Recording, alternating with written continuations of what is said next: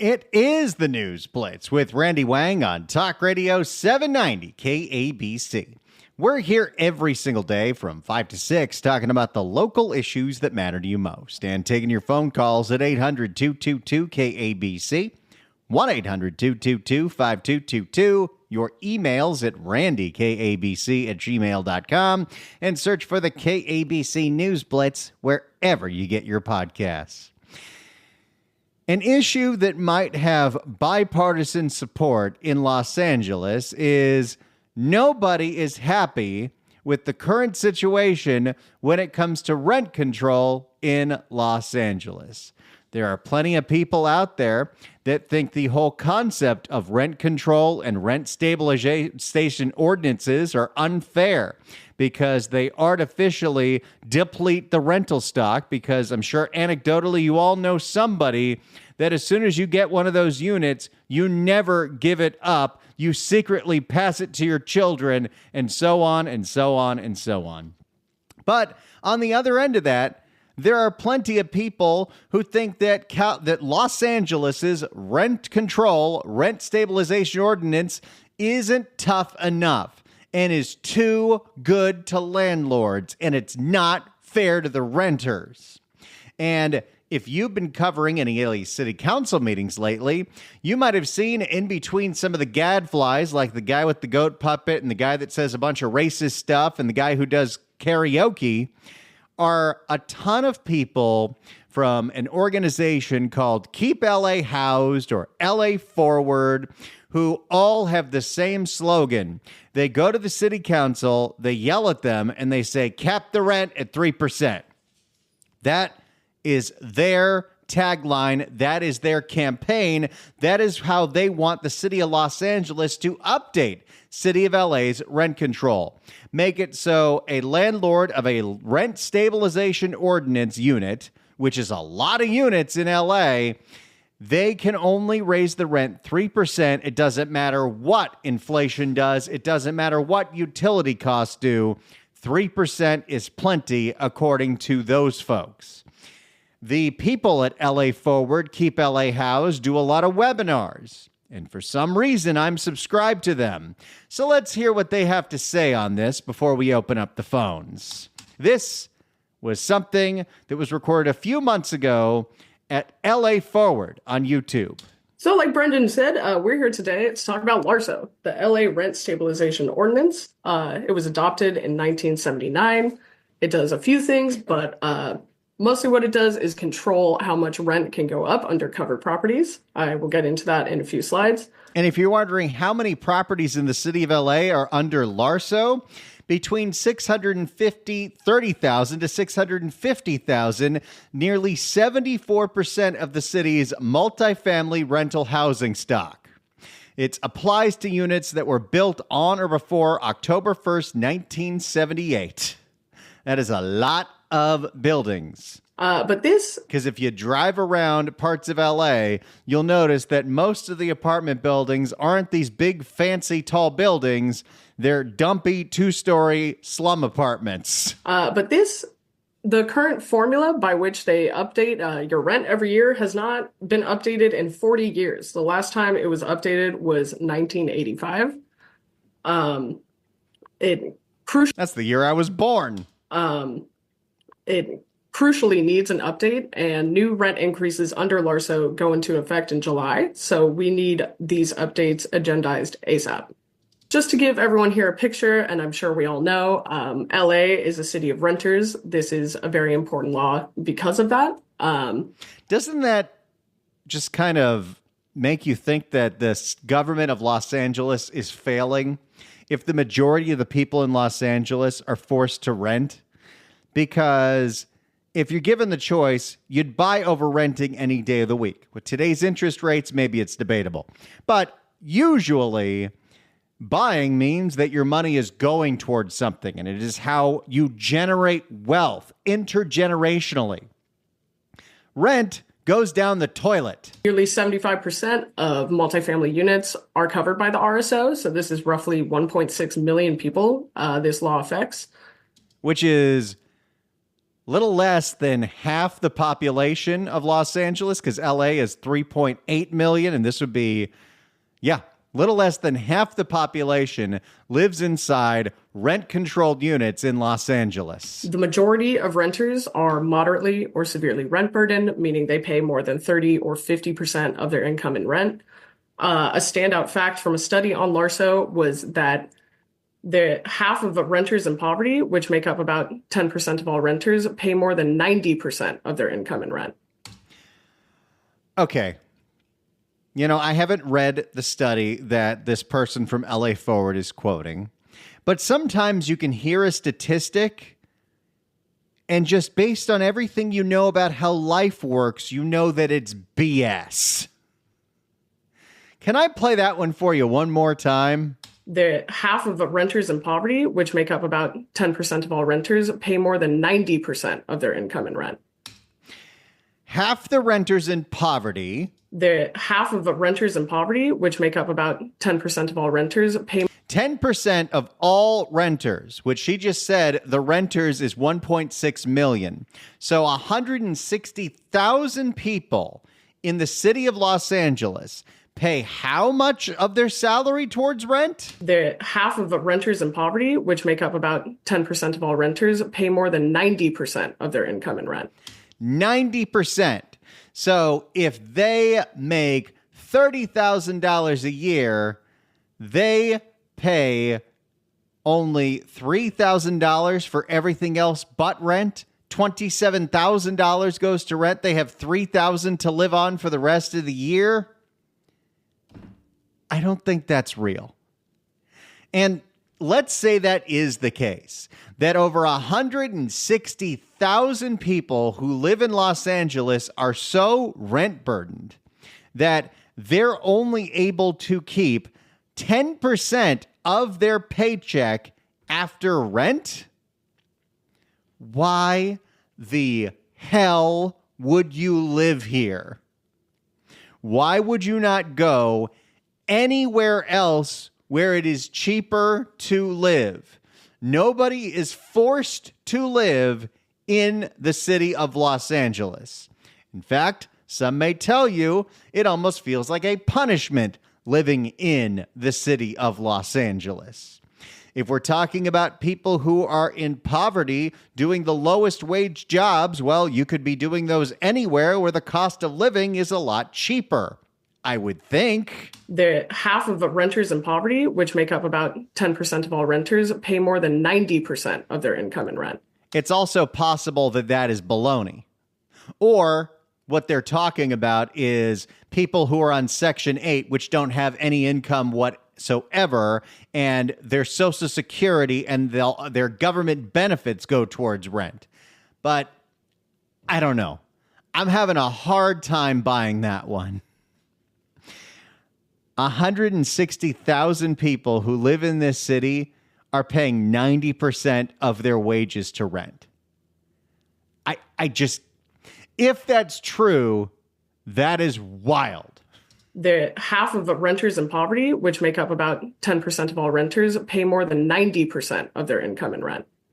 The rent is too damn high, and wages have also not kept up. A renter would have to make $96,000 to afford an average one-bedroom apartment in Los Angeles. That's why if you make six figures in LA or San Francisco or San Jose, you're considered low income.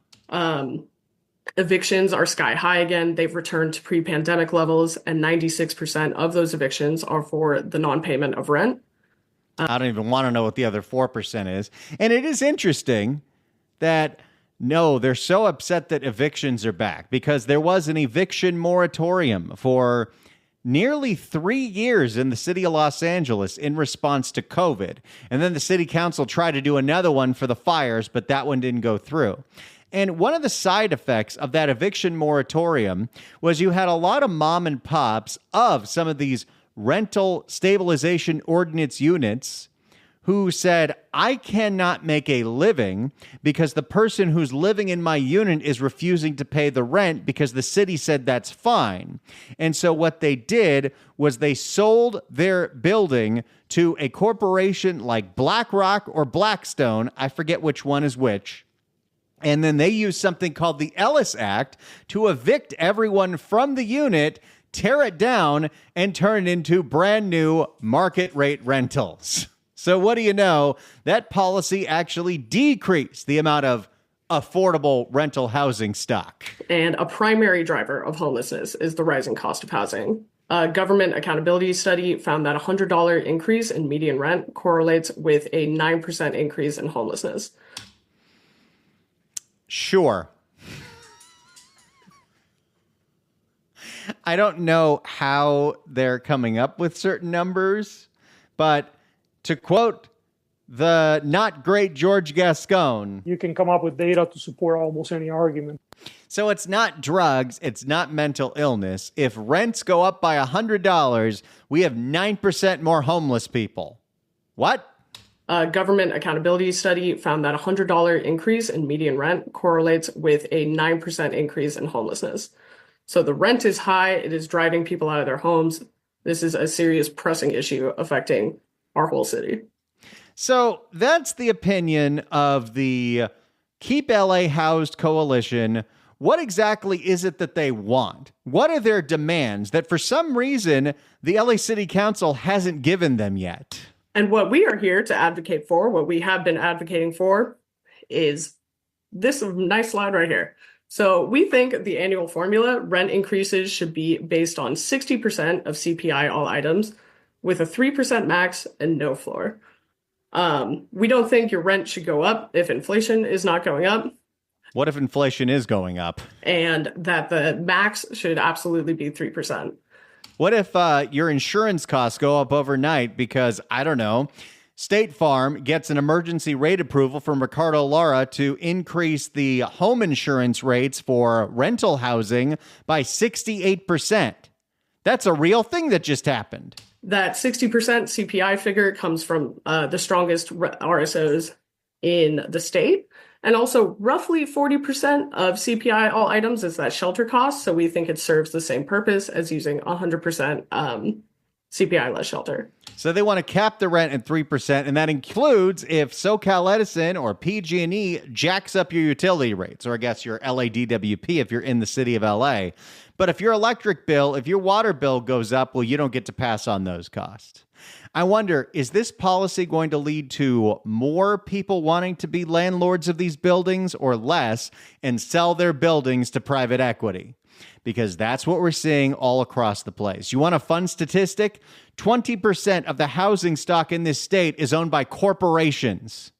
How exactly did we get there? It's a whole other topic, is why is that allowed?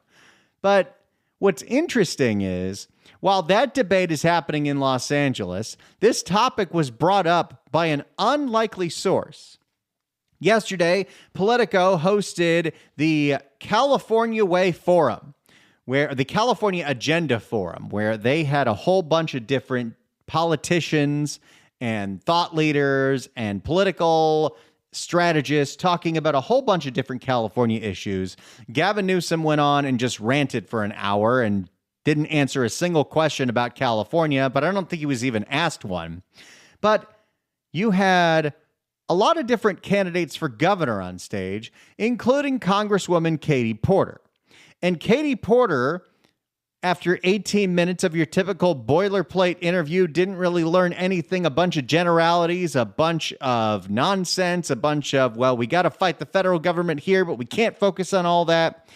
She was asked a specific question about something that she would tell the truth about, and she took it in an interesting direction. We are, of course, the clock is running down, but I want to invite you to show your credibility as a truth teller. What do you think is something that California Democrats have not really been truthful with the voters that you would like to say to the crowd here? Yeah, so I think housing is a really good one here. I think that, there's a lot of pushback you mentioned about abundance, whether that's a good or a bad strategy. Well, then the onus is on Democrats who oppose that to come up with other good ideas. We can't be the party of no, that won't work, If we say, no, that won't work, we need to say, and I have an idea that will. And so when we look at some policies, rent control hasn't really, on aggregate, lowered housing costs in California. We can't keep going back to that. Statewide voters have rejected it 3 times. We need good new ideas around housing. And so I think that is an example of, with all respect for people who have advocated for that in the past, it's not where voters are, and the data doesn't back it up. So then we need to come up with new, fresh ideas. Katie Porter, the leading candidate for governor, says if you look at the data, rent control has not made the cost of housing cheaper. She says rent control has failed, and it's time to come up with some new ideas. I found that very interesting, and I can't believe I'm saying this, very refreshing, because that's not the boilerplate party line that you typically hear. So you've heard the arguments from the people advocating for capping the rent at 3%. You've also heard what Katie Porter has just had to say on this issue. I'd love to hear from you at 800-222-KABC, 1-800-222-5222. Do you agree with Katie Porter that rent control has been a failure in the state of California? Give me a call, 800-222-KABC, 1-800-222-5222. Let me play you what Katie Porter said one more time. And so when we look at some policies, rent control hasn't really, on aggregate, lowered housing costs in California. We can't keep going back to that. Statewide voters have rejected it 3 times. We need good new ideas around housing. And so I think that is an example of, with all respect for people who have advocated for that in the past, it's not where voters are, and the data doesn't back it up. So then we need to come up with new, fresh ideas. Katie Porter says it's time for fresh new ideas and that rent control has not worked. What say you? 800-222-KABC, 1-800-222-5222. Do you think it's time to rethink rent control? Do you like the idea of cap the rent at 3%? Where do you land on this? It's time to get on the line and give me a call right now. 800-222-KABC, 1-800-222-5222. It's the News Blitz with Randy Wang on Talk Radio 790 KABC. It's the News Blitz with Randy Wang on Talk Radio 790 KABC. We're taking your phone calls at 800-222-KABC, 1-800-222-5222. Advocates in the city of Los Angeles want capping the rent at 3%. They say LA's 40-year rent control policy is not strict enough and too favorable towards landlords. Meanwhile, gubernatorial candidate, former Congresswoman Katie Porter, went on with Politico yesterday and claims that rent control has been a failure in California. And so when we look at some policies, rent control hasn't really, on aggregate, lowered housing costs in California. We can't keep going back to that. Statewide voters have rejected it 3 times. We need good new ideas around housing. What say you? Do you agree with Katie Porter, or do you agree with the we need to cap the rent at 3% people? 800-222-KABC, 1-800-222-5222. Your honest thoughts about the concept of rent control in Los Angeles in 2025. 800-222-KABC, 1-800-222-5222. Let's start with Ted in North Hollywood. Ted, hello. Hi, Randy. How are you? In the Doing great. 70s, I owned a ton of apartment buildings in Santa Monica. There were 9 of us involved. It was approximately a little over 1,000 units. I went to the rent control people who were agitating for rent control, and I showed them the facts of owning a property and how much money it was costing to buy the apartment building and maintain it. It worked out to a very slim margin because you don't make money there. You make money when you resell it, and you make money off of, appreciation of the building. And, these people, they don't live in reality. Just recently, the California insurance regulator decided to increase insurance payments by 37% for rental properties. Who's going to pay that? Tell me who is going to pay the 37% increase with a cap on rent control for 3% maybe. This is an Well, that's the thing absurdity. right there. You're not able to pass that cost on. So now you're eating that cost and now you're operating at a loss, which means that if you happen to be a landlord and you're losing money, you're going to sell to private equity and get out of the market. And we've seen that too often left and right. Thanks so much for the call, Ted. Appreciate it. 800-222-KABC is the phone number. 1-800-222-5222. Of all people, former Congresswoman Katie Porter, who's running for governor, thinks that rent control isn't really working out.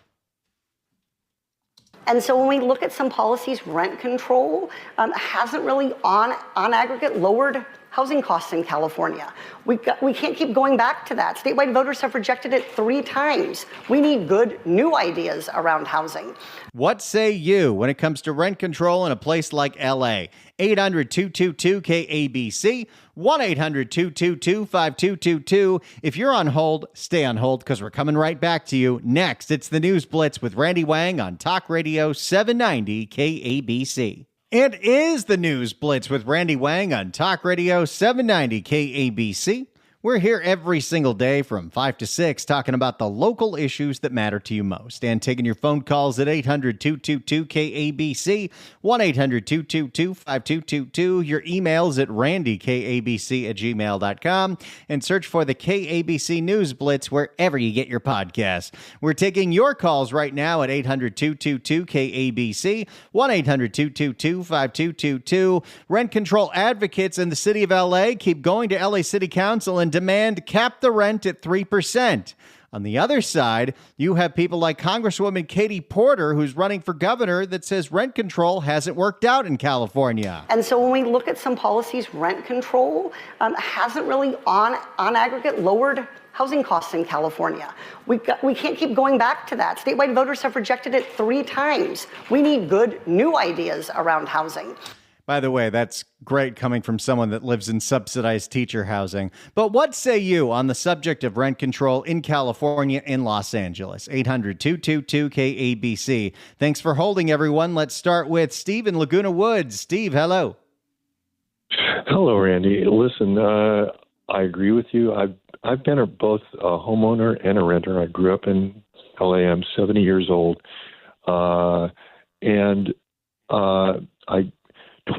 Over 20 years ago, a friend of mine he inherited a 14-unit apartment building in Santa Monica under rent control. This is 20 years ago. And he was unable to keep up with the operating costs of the units due to rent control. Recently, my wife's kid you were talking about these places that are like 2-story. You used to be apartments. What the owners do is they condo convert. That's their only out. So you've got a place in Mar Vista that used to be an apartment, like a 1-2-bedroom apartment. Maybe it doesn't even have laundry in the unit, and the only out for the landlord is to just convert the whole thing, which there are buyers for, and it's like $1.2 million for a 2-bedroom place that doesn't have laundry. So, my kids have entirely given up. They're going, we don't even want to be here anymore. We'll either be digital nomads, move to Fiji or Bali or even Las Vegas. I really don't know what the answer is, but it's been a pervasive problem. And I agree with my now ex-wife that we're really in LA, we're with the haves and have-nots. We're with the ultra wealthy and the people that are just barely eking by. And there's not a lot of middle ground or ways to move up, except for leaving LA, which a lot of people are doing, moving to Texas or Florida. So that's my 2 cents as a lifelong resident on that. Well, I think you make a lot of strong points, and it is unfortunate that so many people's kids are thinking of moving out. Literally, even, to bring her up again, Katie Porter. One of the things that she's saying why she's so focused on affordability is that her school-age children all say they cannot imagine buying a home or renting a home in California. It's too expensive. They're thinking of getting out. I do pretty okay. I think of getting out all the time because it's so expensive here. So you're totally right about that. And I don't think anyone really knows what the answer is to that. Let's go to Paul in Yorba Linda. Paul, hello. Hi there. So I think rent control is a failure, whether it's Santa Monica, LA, or New York. I grew up in the Bronx, and we had abandoned property all over the place because of rent control. I think rent control is really a good way for the upper middle class and some lower wealthy class people to live in housing at somebody else's expense, like you were talking to the landlord a few minutes ago. And like Katie Porter, like you mentioned Katie Porter. They take advantage of it, and so that's why it keeps going. I think you make a strong point. Thanks so much for the call, Paul. Appreciate it. Yes, Katie Porter, who is advocating for ending things like rent control and wants better ideas and says her kids can't afford. It is funny that she does make all these arguments while she lives in subsidized teacher housing at UC Irvine. But, she could still make that point. Let's go to Tom in Crenshaw. Tom, hello. Hey, how you doing? What's up, AM Radio World? Hey now. I'm in support of rent control. I disagree with Katie Porter, and I think that in Crenshaw here, I've lived here for almost 10 years, and I've seen people come and go, but the vast majority of people, at least on my block, have stayed because of rent control, because they're allowed to stay with their families and not have to move out. And I think that rent control is fantastic, but it's a Band-Aid for a bullet wound, rather. The only solution here is to just build housing for people to live in. And as a matter of fact, we're just not doing enough of that. And that's quite frankly, in my opinion, the only thing stopping us from having housing for people is having housing and having developers build it. And I was just listening to, I forget the name of the council member for the Valley. She was talking about a project on, I want to say Victory and Burbank. And she had a neighborhood meeting. All the neighbors some of them were upset that it's a big, 6-story building. And she was like, okay, well, we'll get it down to 3 and we'll put a couple of EV things out front. And that's just not going to cut it. We need those 6-story buildings. We need those for the young people who want to come and live and work here if we want a thriving city, for the next generation. Otherwise, it'll look like the Bronx in the 80s, abandoned buildings.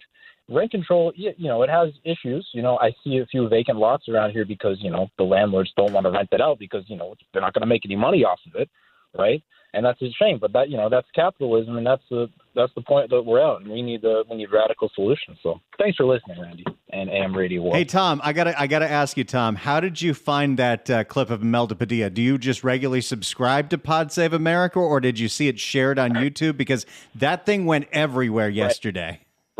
Right. Yeah. I saw it on Twitter.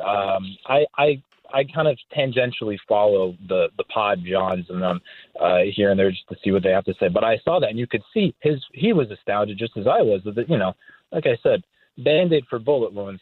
It's a 5-alarm crisis out there for housing. People on the street. It's one of the worst homelessness cities in the world. Period. End of sentence. So we got to do something, and I think that something is just building housing at cheap rates, getting it to people. We can all make money. Landlords can still make money, but we gotta do something because it's getting bad out here. Anyway, that's my 2 cents. Well, and what we got to build is we've got to build things that people can afford to live in. What we've seen over the last 2 decades in the city of Los Angeles is when the city of LA does approve something, they approve quote unquote luxury apartments in downtown LA that nobody can afford. And if people can't afford it, they don't want to live there. Or, Randy, what they'll do is they'll say this is quote-unquote affordable housing, and units start at $2,500 for a studio apartment because that's quote-unquote affordable if you adjust for certain things. But real affordability, that's what we need in this city, real affordability. Anyway, I got to make a good point there. Thanks so much. Call us anytime, buddy. Appreciate it.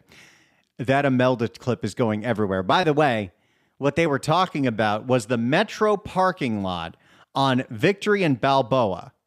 I drive past it twice a day, every day, because that is right catty corner from Birmingham High School, and that is where the orange line is. And apparently what happened was that when Karen Bass first got elected, she signed something called Executive Directive 1, which was an emergency order to cut through all the red tape and cut through any zoning. And what happened was the developer bought that lot from Metro and was going to put up a 6-story tower. And the residents complained to Imelda Padilla, we need you to kill this project because they're not going to have any parking, and now there's no parking for the bus. And Imelda said, well, there's nothing I can do about it because of Karen Bass. And she said she talked to the neighbors, she talked to the developers, and talked them down to 3 stories with some EV chargers. And let's just say our girl Imelda Padilla is getting torched on all sides for those comments when she was invited as a guest on Pod Save America. Broken windy theory. It's an interesting time that we're living in. 800-222-KABC is the phone number. Let's go to Tim in Pasadena. Tim, hello.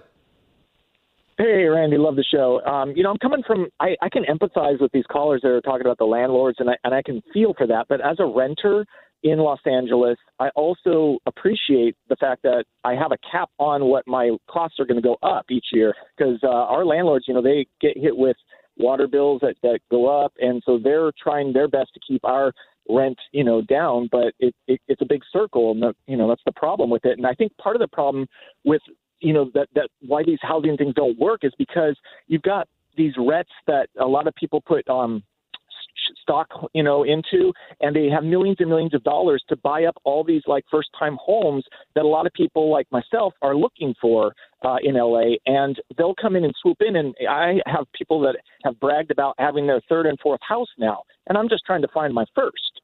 So I think, a good idea would be maybe if somebody's looking for their first home for a primary residence, these corporations can't overbid the person, whatever the price is, and that they're a primary, resident, that's going to be their first home. They should be able to get that contract, not the millionaires and the billionaires on their 3rd and 4th, houses that don't even live in. I think you make such a strong point, and this is something that does not get talked about enough, is how many single-family homes that are supposed to be for families, are getting bought up by trusts and corporations for people to park them or to turn them into an Airbnb or to just sit there and remodel it and appreciate the value.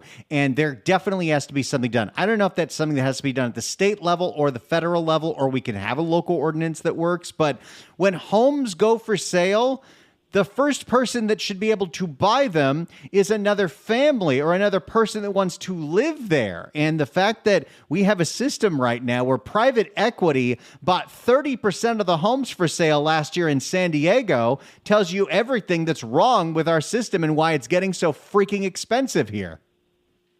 I agree with that. I also would add that, house flipping is also a big culprit of what's going on and why the costs are going up. And I have family friends that do that, and I hate it. If they don't do it in California, they can't afford to do it in California, but they do it in other places, and it's ruining the economy because it's just greed. That's what it comes down to. I think you make some really strong points, and I think there needs to be an emphasis on if you're going to buy a home, it's because you're going to live there. Thank you so much for the call. Appreciate it. And there's nothing wrong if you want to have a vacation home, if you're going to split your time between somewhere. But yes, when you've got 3, 4, 5 homes, or you're literally a company just buying them to turn them into rentals, that screws up the pricing for everybody. 800-222-KABC is the phone number, 1-800-222-5222. Katie Porter is not too keen on rent control. And so when we look at some policies, rent control hasn't really on aggregate lowered housing costs in California.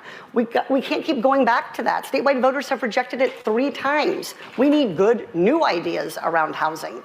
What say you? 800-222-KABC. If you're on hold, stay on hold. To get right back to your calls next. It's the News Blitz with Randy Wang on KABC. It's the News Blitz with Randy Wang on KABC. Let's go to Lewis in Rancho Cucamonga. Lewis, hello. How you doing? Doing great. Listen, I think good. I think some of the problems that we're having is not just griping, but come up with solutions. And there's a lot of things that are impacting the price of housing, right? The availability of jobs, the type of jobs that we have in California. We're not creating anything, so there's no influx of new money to make so people can make money. But with regards to the competition out there, your previous caller had a good point. That's what I originally called about REITs, real estate investment trusts, and outside investors. My solution, like Katie Porter, she's just bringing up a problem because she doesn't provide a solution.